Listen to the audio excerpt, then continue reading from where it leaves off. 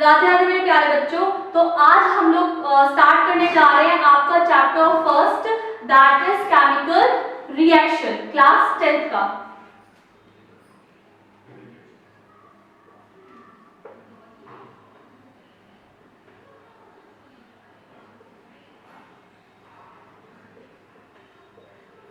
Chemical reaction पढ़ने से पहले ये समझो कि हम अपनी डेली लाइफ में केमिकल रिएक्शन कब कब देखते हैं।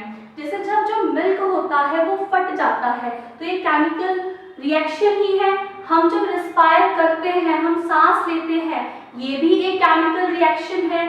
जो हमारा फूड जो है वो डाइजेस्ट होता है वो भी केमिकल रिएक्शन है। फूड का बनना भी केमिकल रिएक्शन है। तो ये सारी हमारी डेली लाइफ में होने वाली केमिकल रिएक्शंस हैं।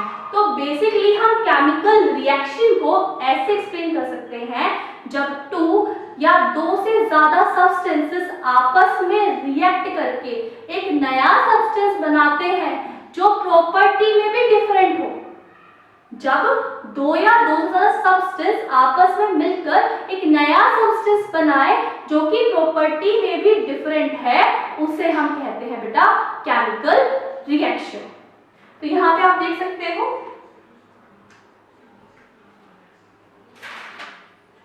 when two or more substance react together and they form a new substance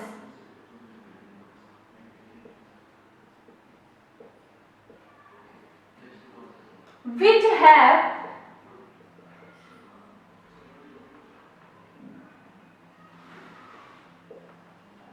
different property.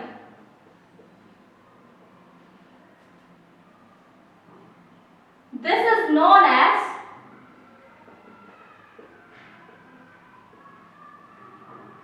chemical reaction. जैसे आप समझ सकते हैं, एसिड है हमारे पास HCl और बेस है हमारे पास NaOH। तो इन दोनों की रिएक्शन से जो बन के आएगा वो आएगा NaCl प्लस H2। अब देखो ये एसिड है और ये हमारा बेस है और इन दोनों की रिएक्शन से क्या बना? सोल्ट बना, जो प्रॉपर्टी में बिल्कुल डिफरेंट था। तो इस तरीके से हमने बोला कि जब दो सब्सटेंस ने आपस में रिएक्ट किया तो एक नया सब्सटेंस बन के आया जो प्रॉपर्टी में बिल्कुल अलग था। That is chemical reaction. आप इसका स्क्रीनशॉट ले लीजिए या इसको नोट कर लीजिए।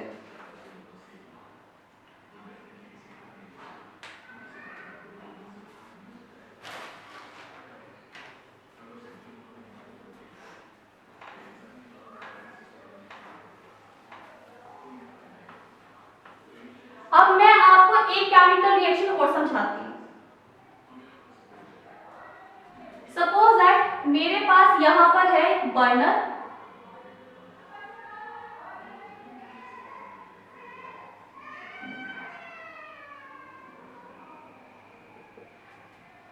और यहां पे है मेरे पास एक स्टोव।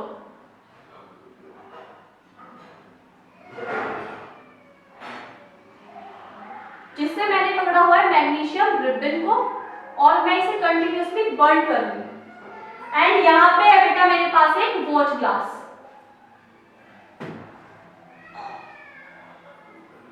तो जब ये मैग्नीशियम रिबन बर्न होने का इसका फॉर्मूला है Mg और बर्न होके क्या हो रहा है बेटा, ये यहां पर इसकी राख टाइप चूड़ा टाइप यहां पे गिरा है वॉच ग्लास में।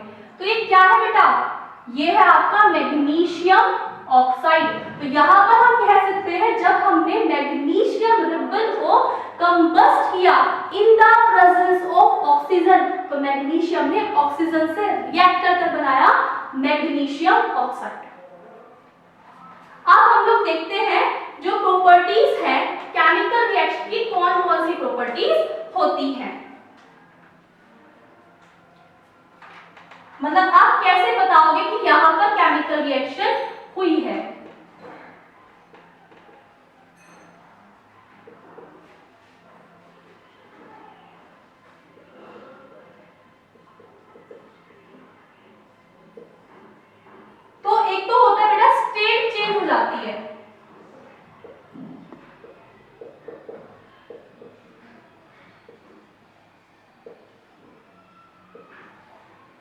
जैसे जब हम जो कैंडल होती है उसको बर्न करते हैं तो कैंडल वैक्स किस में होता है बेटा?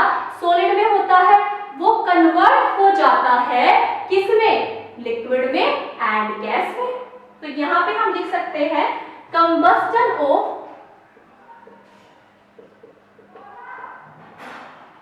Candle wax is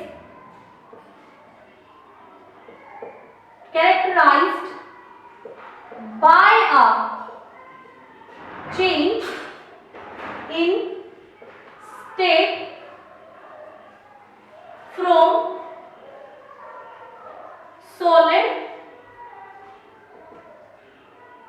to liquid and gas। तो आप इसका स्क्रीनशॉट ले सकते हो। दूसरी प्रॉपर्टी क्या होती है बेटा कि कलर जो होता है केमिकल रिएक्शन के अंदर वो भी चेंज हो जाता है। Colour is change.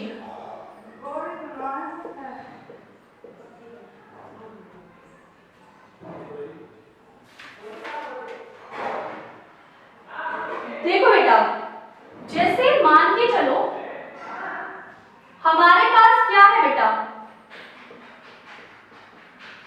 Copper sulphate solution है।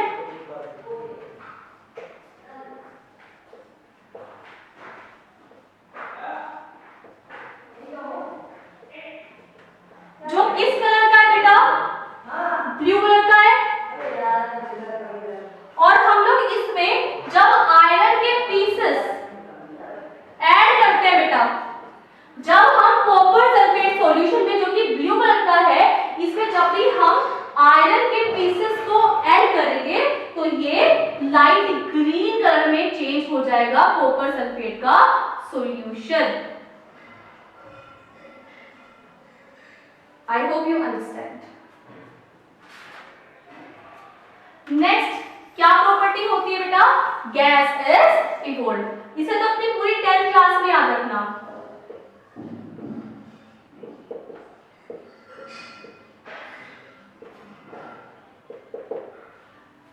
केमिकल रिएक्शन में ना गैस भी इवॉल्व होती है, गैस निकलती है नॉर्मली। जैसे आप ना एक चीज हमेशा याद रखना बेटा, जब भी हम लोग एसिड के अंदर, किसी भी एसिड के अंदर किसी भी मेटल को डालते हैं तो हाइड्रोजन गैस इवॉल्व होती है। हमेशा रखना, जब भी किसी मेटल को किसी एसिड के अंदर डाला जाएगा तो हाइड्रोजन गैस इवॉल्व होगी ही। कोई आपसे पूछे मेटल की प्रॉपर्टी क्या है? मेटल की प्रॉपर्टी ये है कि जब उसको एसिड में डाला जाता है तो हाइड्रोजन गैस इवॉल्व होती है। ऐसे एसिड की पूछे तो आप बता सकते हो। तो यहाँ पे गैसेस इवॉल्व, हम लोग गैस निकलने की बात करें केमिकल रिएक्शन में तो कभी निकलेगी जब क्या होगा बेटा? मेटल को एसिड में डाला जाएगा तो हाइड्रोजन गैस हमारी इवॉल्व हो जाएगी। तो इसका एग्जांपल हम लोग देख सकते हैं। Zn बेटा क्या होता है? एक मेटल होता है और H2SO4 एक एसिड होता है। ये हमारे पास एक फ्लास्क है,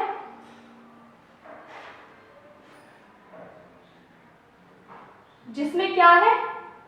H2SO4 है, यानी कि सल्फ्यूरिक एसिड। और इसमें हम लोगों ने ग्रैन्युलेटेड जिंक डाला है।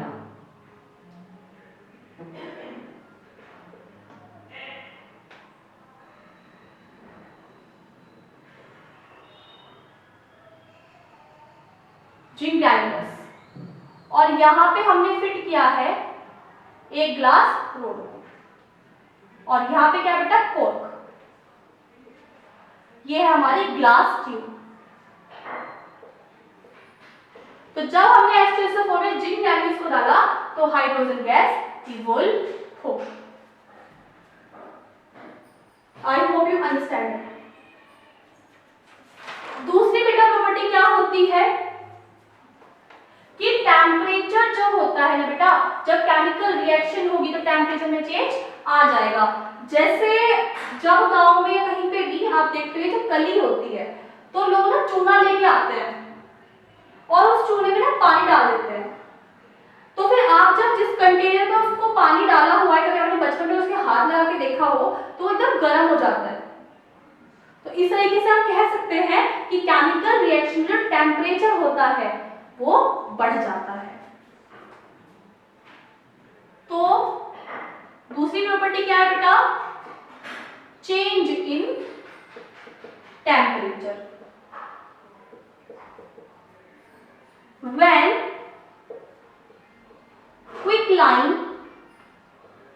is heated, is mixed with water,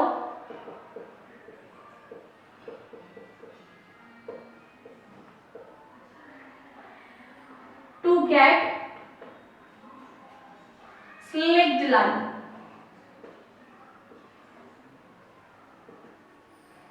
तो अगर हमें स्लिक्ड लाइम चाहिए तो हम लोग क्या करेंगे?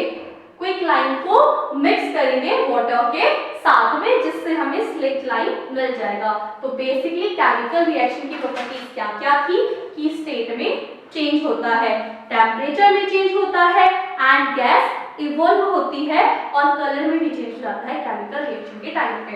हम लोग कल पढ़ेंगे केमिकल इक्वेशंस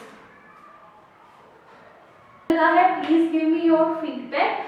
हम आपको डेली यहाँ पे हमारा फ्री ऑफ कॉस्ट चैनल है जिस पे हम आपको एजुकेशन प्रोवाइड कराएंगे रात तक।